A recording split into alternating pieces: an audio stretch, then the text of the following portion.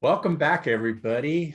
Day 22, which comes many, many days after day 21, as Penny and I, our schedules have gone in different directions and we both took a Yep. little downtime. So it's so good to be back. And Penny, we haven't had this conversation in a while. What have you been reading lately? So one of my downtime things was 4 days in Chicago with my best friend from childhood all the way through. We met as freshmen.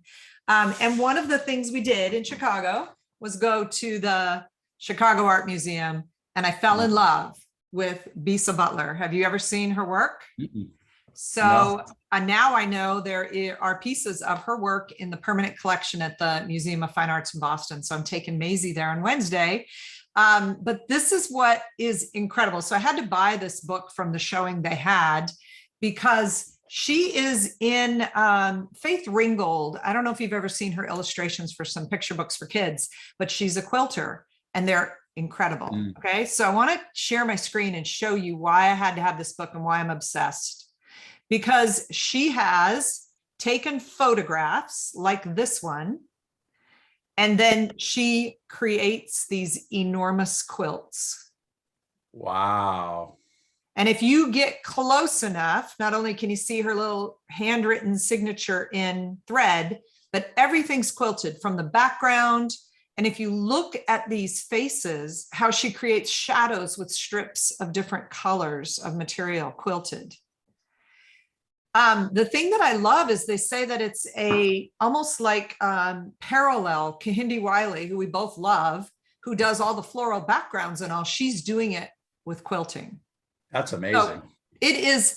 And so what I love about an art book like this is you can read all about the history of where that art comes from and the kinds of decisions that she's making and the way she talks about her art. So it's really one of those super slow reads. You know, you have reads that are super fast and, then you have those where you just really take the time to learn and think about something. Wow. What a beautiful, Yeah, what beautiful art. it Incredible. truly is. Truly. Incredible. What are you reading? I've been reading lots of stuff. Right now, I'm reading Everything Sad is Untrue. Huh. You know this book? Nope. So this is talk about voice.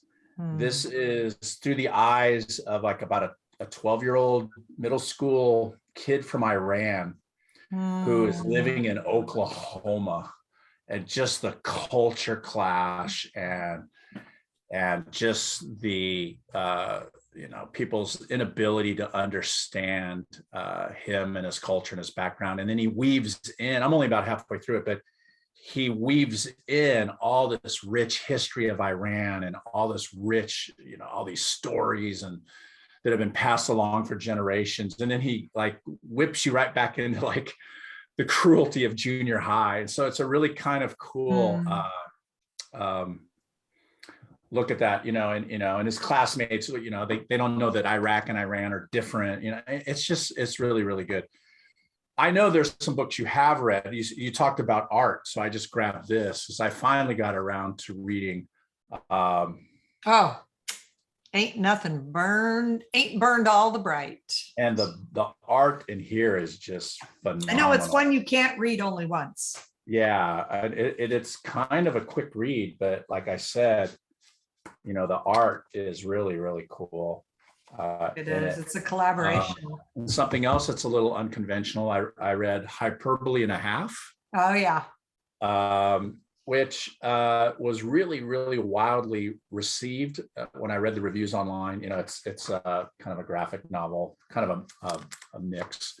I didn't find it as funny as everybody else did, but I enjoyed it. It was good. Yeah. Hyperbole and a Half. It's about a young woman and her struggles with, mental health and it's funny that when you started talking about Everything Sad is Untrue, not only because I'm going to spend 3 days in Oklahoma in June, but I really have been looking a lot at middle school book clubs and kinds of texts I want to bring in.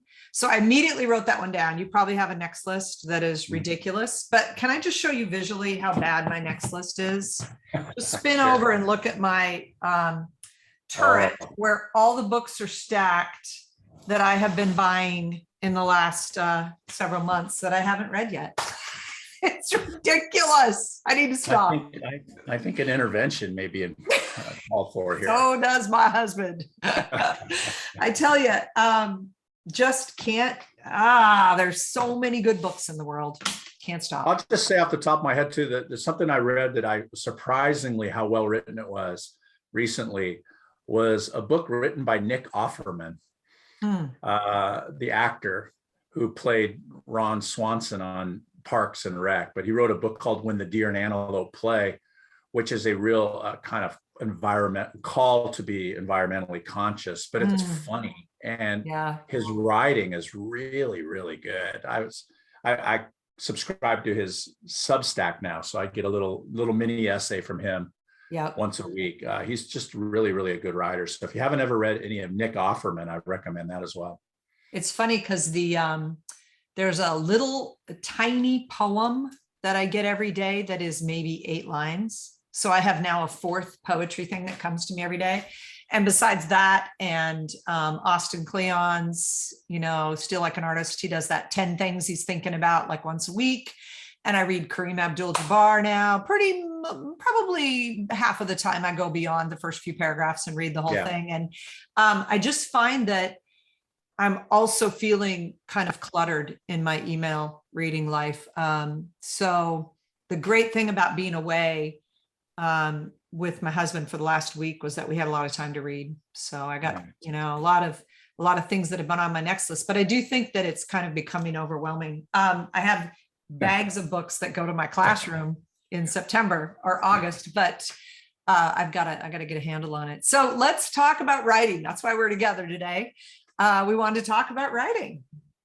Yeah, I mean, we talked a little bit before we came on today, this idea that I think sometimes, I don't know if you run, and we haven't talked about this, I don't know if you've run into this, Penny, but I think sometimes my work as a writing teacher is misinterpreted a little bit, and that there's this perception out there that we just kind of do these quick writes every day and it's kind of loosey-goosey, and that it's 5 minutes today and 8 minutes tomorrow. And so we thought maybe today we would have a conversation about this idea that quick writing is actually a launch pad to get kids to finally find something they'd like to write something longer about.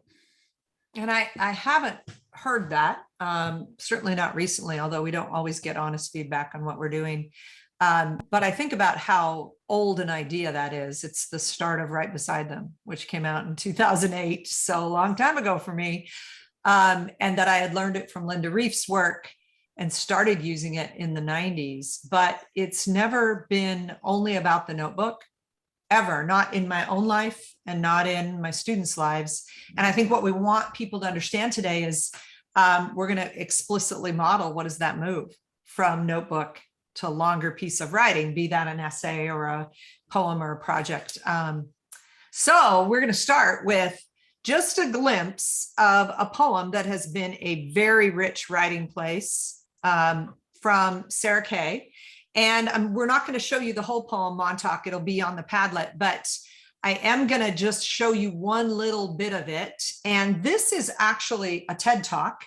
It's not, I don't believe it's in the TED rotation, but I'm just going to show you right there. It's 20 minutes of her thinking.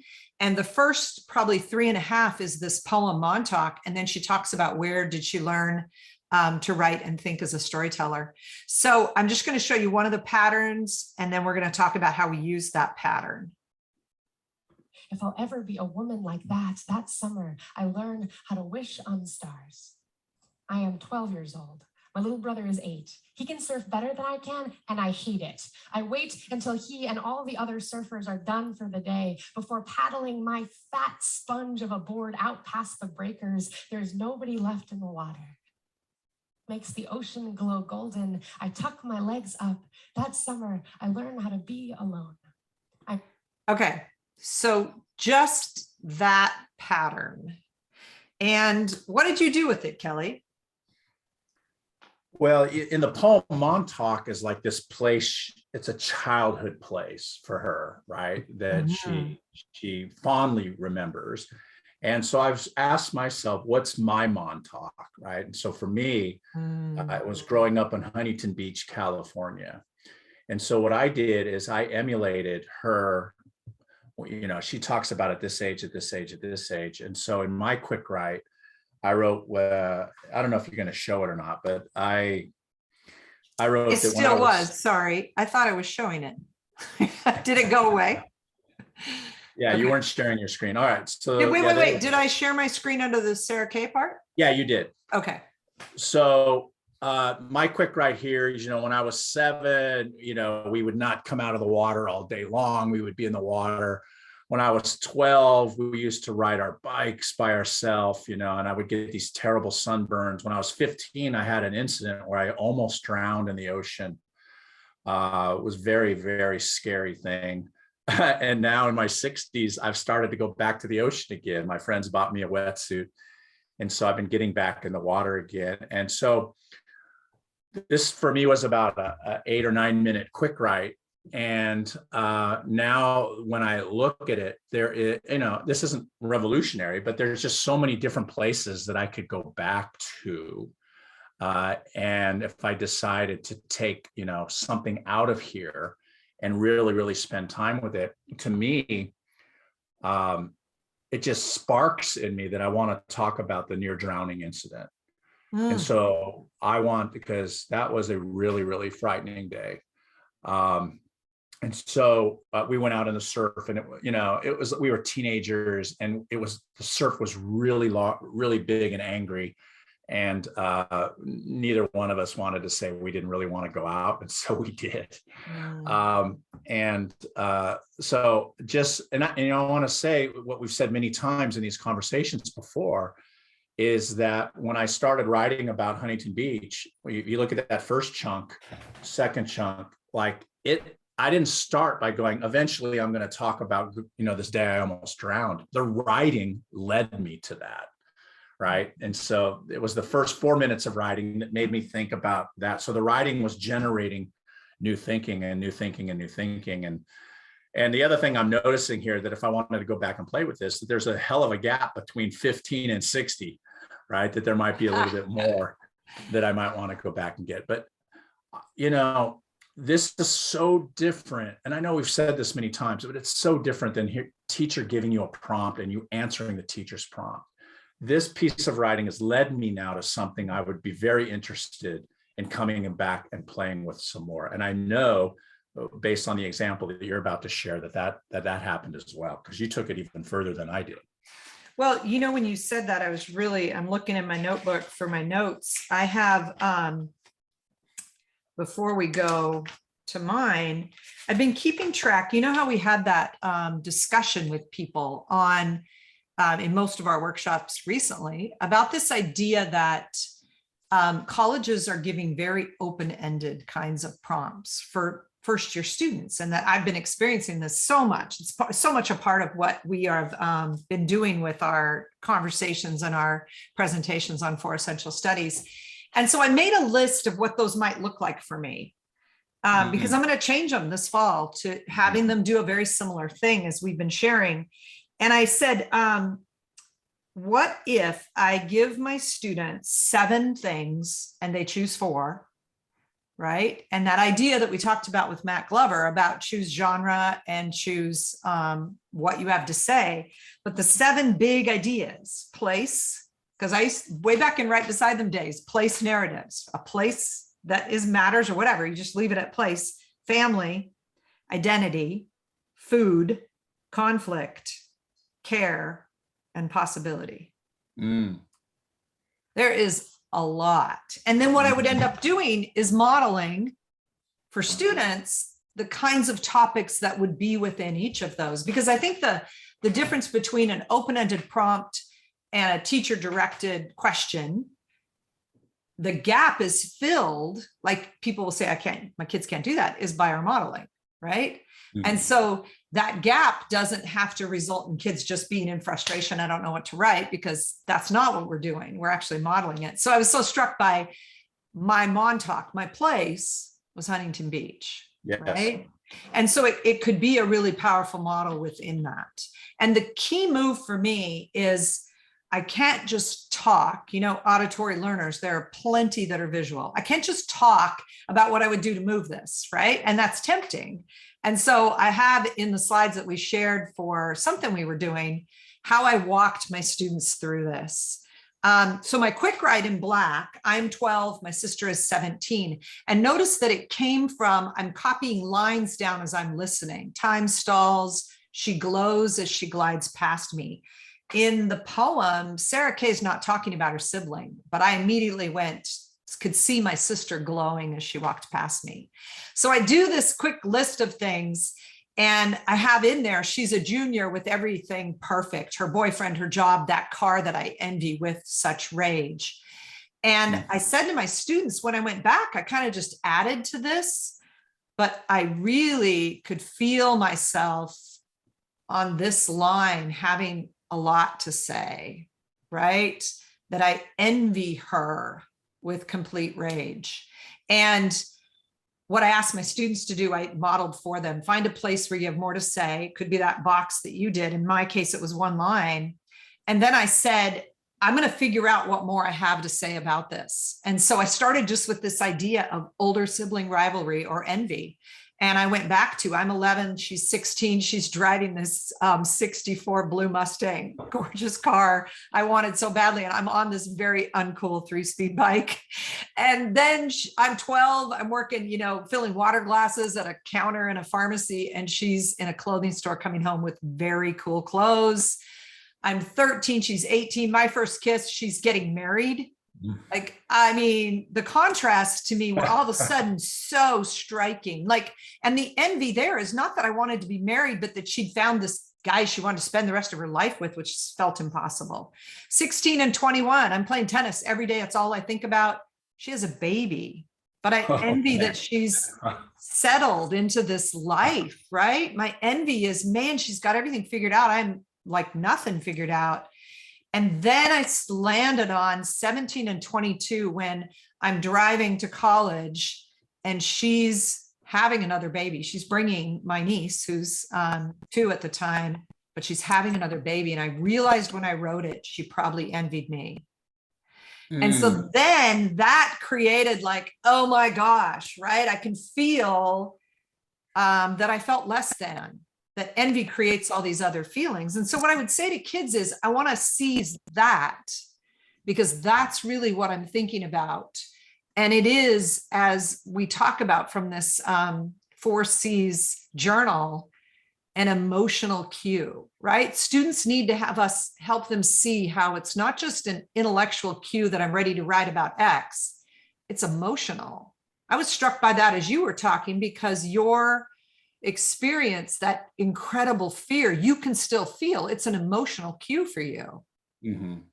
And so then I just say to kids, so I'm going to imagine my essay in chunks, right? We talk a lot about that, the drone view, leaving for college, flashback, her new car, right? Fumbling, awkward, but she's confident. I could have all these flashbacks and maybe land at the end on having confidence when she's terrified.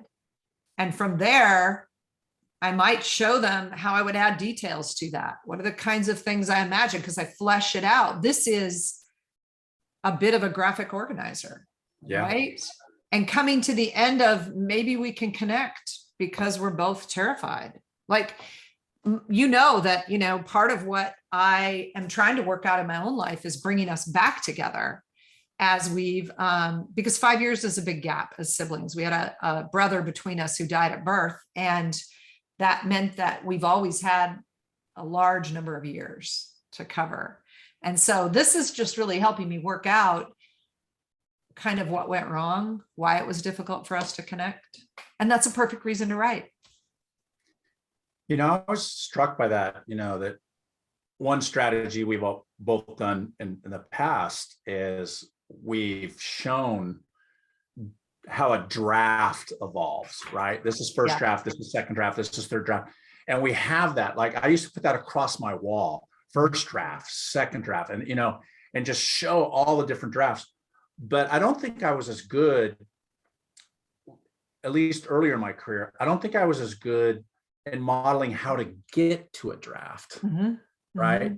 And you can say as a teacher, okay, you have 7 quick writes, pick one, and now develop it. Right. But that's what you've just did there, and what I'm trying to do with mine is actually model how do you take this chaos and wear out of that. And I was struck by watching you share that journey you just took from Montauk through your history of your sister was fascinating, really. And so to model that process of taking initial quick writing, because I think a lot of times kids think, well, I wrote it, I'm done, kind of thing, They do. And I think that the next step, which I haven't taken, is to write one of those moments. Because as we both know, you write something and then that may change the entire plan. I mean, I often have students storyboard, right? But they'll say, I didn't actually write what was on my storyboard, like it's an admission of oops, right? Instead of part of a natural process. And what I want kids to see is that it's almost like you're pacing and you're developing the stamina and the will to get to your thing and start writing. And so that the storyboard feels safe enough. I'm not actually putting words on the paper, just little bits of ideas to get me to the place where I can start. Okay, I'm going to invest in writing the moment when I was driving to college and she was in the car behind me and I could feel the difference. It's so interesting because this weekend I was trying to write something and I, instead of storyboarding, me, I just had like 5 bullets. Like, I'm going to talk about this first, and I'm going to talk about this, and I'm going to talk about this. But then when I started to write it, like, I didn't even get to that second bullet before I was in a place that was completely unexpected to me. But I think that kids would say to that, or they have in the past to me, why do that bullet thing? But to me, it's like that warming up. The bullets are safe. I can make a little list and then I get going. It's very hard to trust yourself as a writer to just get going. Even if you don't follow the map, having a map is comforting. It is. And I also think that the bigger the project, the more we need to break it into parts for kids. Yeah. So. Well, I want to say we haven't talked in a few weeks, but I just felt like we kind of hit the ground running. I enjoyed listening to your thinking about taking quick writing to a draft. I think it's fascinating stuff. Well, I want to see what you do with your fear of the ocean draft. I think that's fascinating because there is we've all had moments of terror. So, and I loved your ideas of here are 7 things, and you can take them in any way you want, any order that you want, and any genre that you want. I just think that's really fascinating. Maybe we come back and explore that idea a little bit more. So we're back, but we're not really back every day because we're still pretty busy. But we have, this is number 22, so we're going to do 7 more of these to hit our last round of 30. And so thanks for joining us again today, and we look forward to number 23 next time we see you. Absolutely. Bye, everybody.